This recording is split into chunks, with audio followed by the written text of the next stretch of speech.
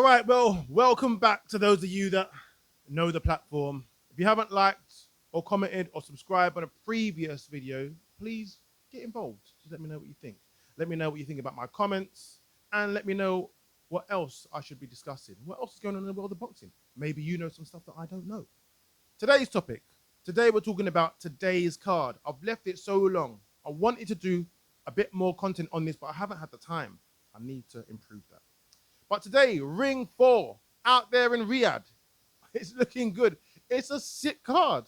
There's so many great fights in this card. But I'm going to talk about Yard versus Benavidez. Now, Benavidez, the monster, versus the beast from the east.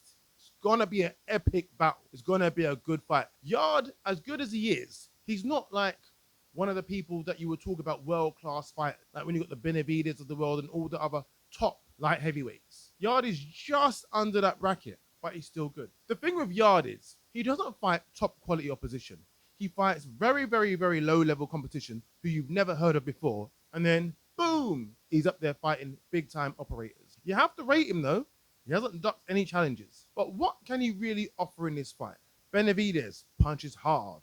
He punches fast.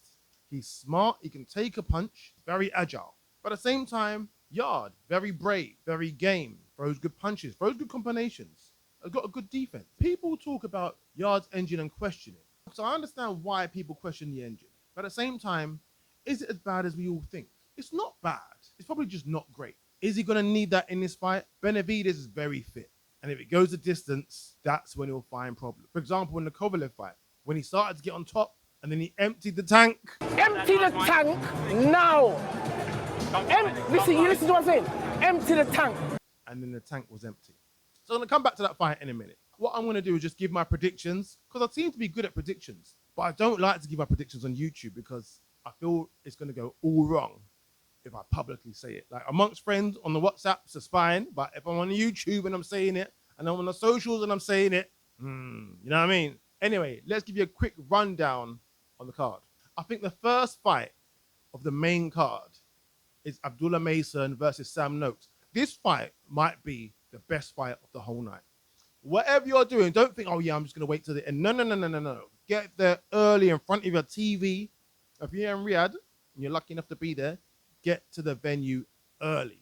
Trust me when I say this. Sam Noakes is not scared. He's ready to fight, and he's a fighter, and he's a puncher. Abdullah Mason, is he a puncher? To a degree. He's a smart puncher. He's more of a smart puncher, more than a concussive puncher. So they have their own way of being dangerous. Who's my pick for this fight? I'm going to say the obvious money is on Abdullah Mason, but I don't know if it is. Sam Noakes probably has a better chance than people give him credit for. I wonder what the odds are on this. I'd love to see the odds. But for this fight, I am going Abdullah Mason, just on skill set. He may frustrate Sam a little bit more than Sam's aware that he might get frustrated. And he's not a runner, so he'll be there. He'll be there to exchange, which will work for Sam. But Abdullah Mason is good enough to be there in Sam's territory, but make it work for him. For this fight, I am going Abdullah Mason. But the more I think about it, I realize that I'm not as sure as I thought I was. At first, when I saw the fight announced, Abdullah Mason, easy. But we're going Abdullah Mason, and it might be a points victory. I'm going Abdullah Mason points. Jesse Rodriguez versus Fernando Martinez. I had to say that slow because you say that too fast and you're going to stumble. This is going to be a good fight. It's going to be a good fight. They're going at it. And I can't even dissect it really. They're just going at it. Trust me when I say they're going at it. I'm giving it to Bam. Jesse Rodriguez. I'm giving it to Bam Rodriguez by knockout before the end of the 6th round. No, let me just give myself a little bit of a buffer. Before the end of the 7th round.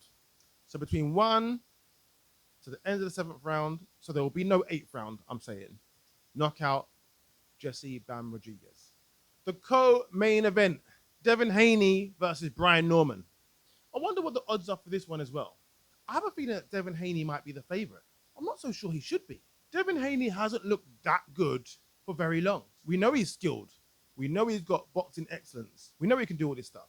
But he hasn't looked that good. His last fight, he won on the back foot. Now, I don't mind back foot fight. Like, I think it's sensible. And it's real boxing to an extent. But he wasn't back foot fighting. He was just back foot pedaling.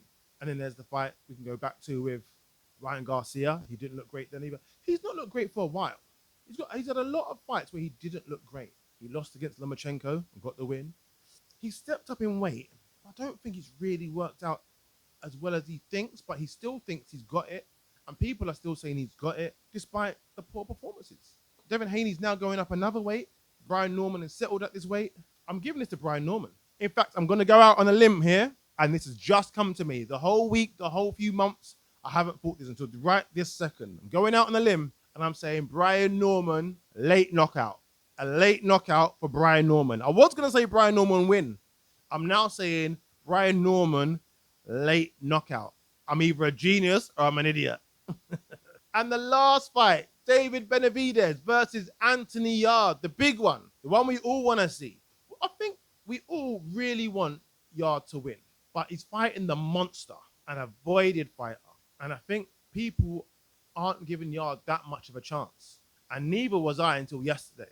Then I thought, you know what? Yarde might do it. Yarde was so poor in his last fight. Got the knockdown after round one, I think it was, in the first round. And then just, I don't know what happened.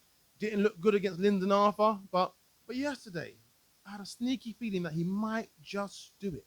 And he might win on points. Sneaky feeling that Yarde might win on points. But now that I'm on the microphone in front of this camera, I'm backtracking. I'm backtracking. Can he do it against Benavidez? We've got no real reason to think that he can, based on his last two performances. Benavidez, all right, has come up a weight. He's not carrying the same power. Based on the fact that I don't think Benavidez is as scary at light heavyweight as he was at super middleweight, I'm going Anthony Yarde. I don't know if it's points. I don't know if it's going to be knockout. You're all going to say I'm an idiot. It's fine. I'm going Anthony Yarde. I don't know if I'm going with heart more than head, but I'm just feeling Anthony Yarde's lack of engine. I think he might be all right, but the combination punches from Benavidez, he's going to struggle. I have to give a prediction. I'm torn.